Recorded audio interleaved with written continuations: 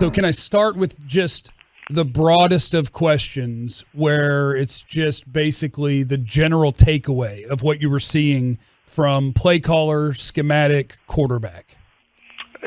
Just details. I mean, I think it's things that if you've watched Dallas, especially down the stretch, you would say, these are the things that were kind of their downfall. And, I didn't even talk about, the 14 penalties, the plays at the end.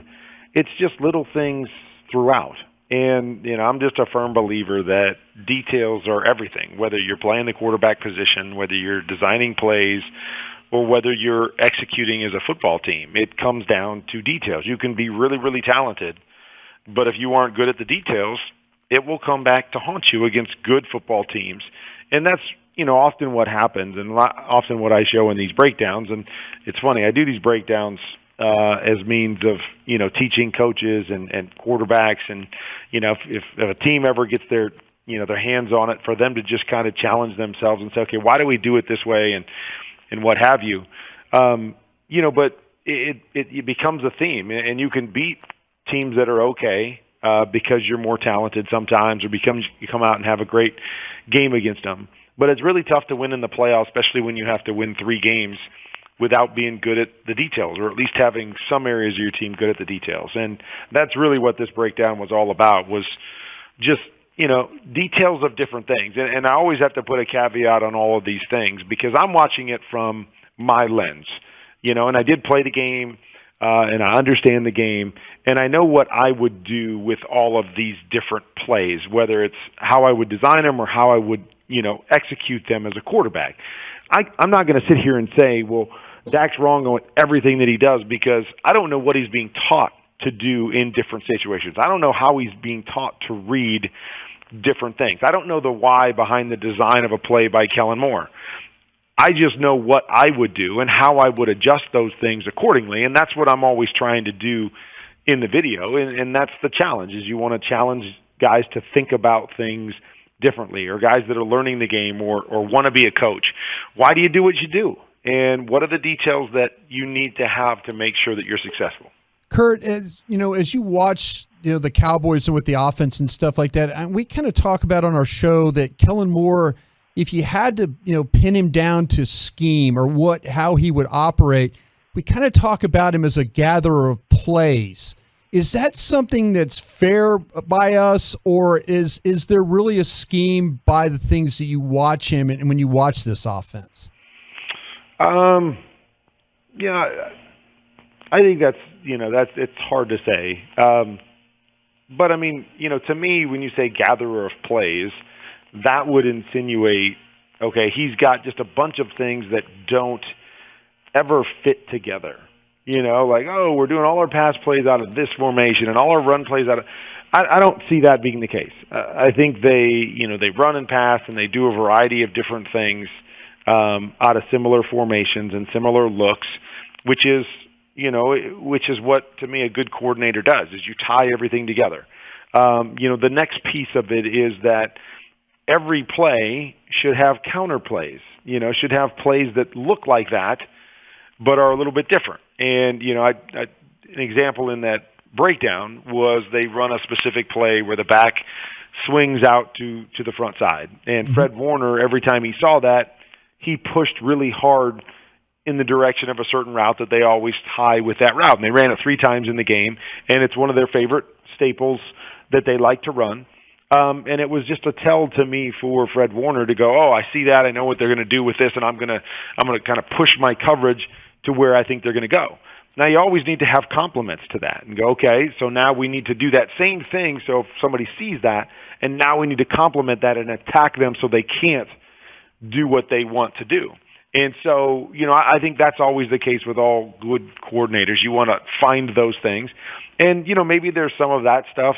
You might say, I don't see a lot of that stuff. But I think Kellen's been a great play designer. And when this team has been really good, it's when Kellen has created easy opportunities for this team. And there's a lot of, wide open guys that are designed through, the play action game and some of the things that they do that have been successful for this team. But again, it's ever changing and it's ever evolving, especially if you're not a dominant group. I look at the 49ers, and they've got an unbelievable run game. And they're always kind of, changing different things up. But the bottom line is they're really good at running the football. And they're really good at running the same runs and doctoring them up with different looks. But they can dominate in that area. If you can't dominate in any certain area, it's really tough to build a playbook and say, well, we're going to make everything look the same. If you're not dominant, sometimes you do have to change it up. When I was with St. Louis and we were really good offensively, I felt like we had so many different plays and they all looked different. And so it wasn't like, oh, we're going to give you this look and we're going to do 10 different things out of it. It was like, we're going to give you, 70 different looks in a game, and you got to try to figure out what we're going to do in that look because you've never seen it before. So I think there's different ways to design playbooks and to create. You just got to make sure that you've got the answers that you need to all the questions, no matter which way you do it. Super Bowl champion and NFL Network analyst Kurt Warner joining us on the Diamond Factory Hotline right here on the GBag Nation. Kurt, when you watch this team offensively, what concerns you most at times about their inability to get the ball to their playmakers, whether it be Amari Cooper or CeeDee Lamb in the passing game, that really at times disrupted the rhythm it felt like with this offense at times? Well, I said it throughout the years that I think Dak's a really good quarterback, but he's a difference maker when he plays aggressive and when he attacks. And a lot of that comes from exactly knowing what he's looking at, and so he can anticipate and rip the football. And then there was other times this year where I didn't feel like he played that way. He played more tentative and questioning what he was seeing and late on different things, and the team wasn't as good. So it started there. You kind of saw that again in the breakdown. There was times that I thought the ball should have been out in certain places, knowing exactly where I would have had my eyes, and Dak was holding the football a little bit longer.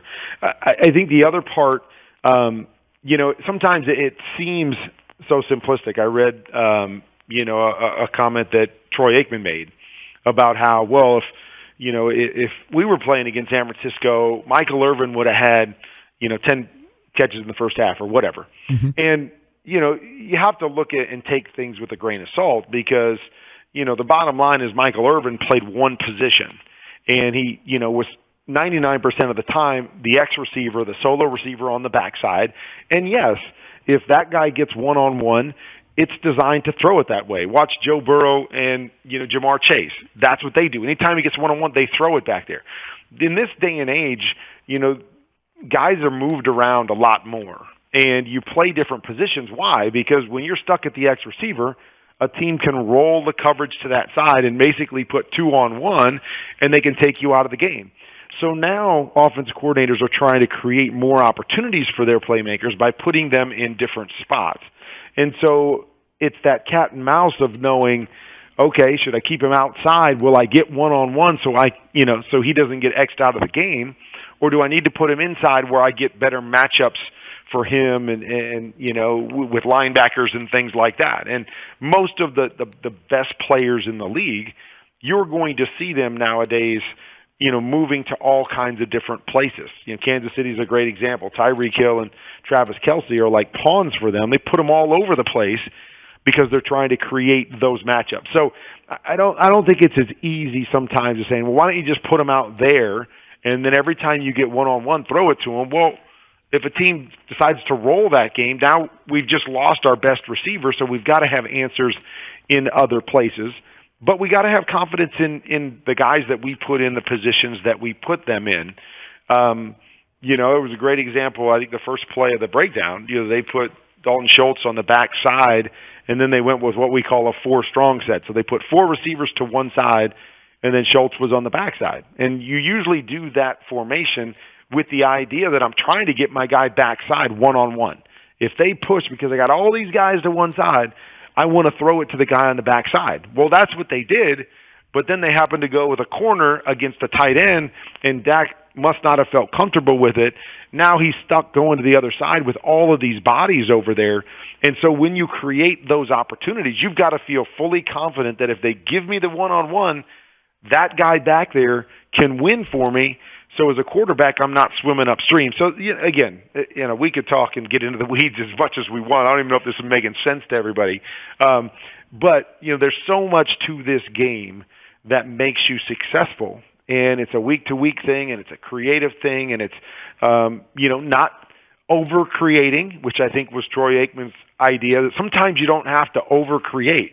Sometimes you just have to go back and have good, solid plays and say, I trust my guys. I'm going to drop back, and I'm going to throw it to them when I get the proper look. And we're just going to play football, and we're just going to beat people because we're better than they are. Kurt, when you look at the Cowboys, and by the way, everything you explained is just absolute brilliance. I mean, thank you so much for going into those details you did. I mean, that was great. But we heard about the Cowboys maybe getting some looks where, they're talking about the shell coverages and stuff like that. Should simplistic things like that take them out of their offense the way that people were able to do that?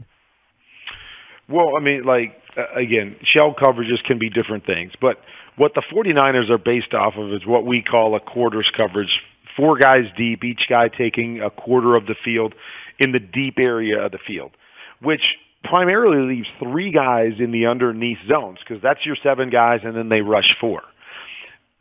To me, a cover 4 defense, every offense should be able to exploit that. Now, certain defenses are better at it, and there's change-ups that they have within it, but it's a pretty, simple defense that when you've only got 3 guys to cover the underneath area of the field, you should be able to exploit that offensively. Now, a lot depends on, if I get a sack and now it's, 2nd 17, now that makes it harder because you got to attack down the field where they've got 4 guys covering the deeper areas of the field. But just in general, it's not an overcomplicated defense. 49ers are good at it. Their linebackers are really good at it. But there should be opportunities to attack that in every offense. When I was playing and I saw that quarters coverage, I said to myself, man, this is good for our whole playbook. There should be nothing in our playbook that isn't good against this particular coverage. And so in simplistic forms, that type of coverage or a shell type of coverage shouldn't take you out of your offense. Cover 2 can be a little bit different when they roll corners up and now they've got 5 guys underneath and 2 guys deep. Now you're forced to throw the ball down the field more. But that's where I thought, against the 49ers, you come out and you attack them underneath. You slow down their pass rush.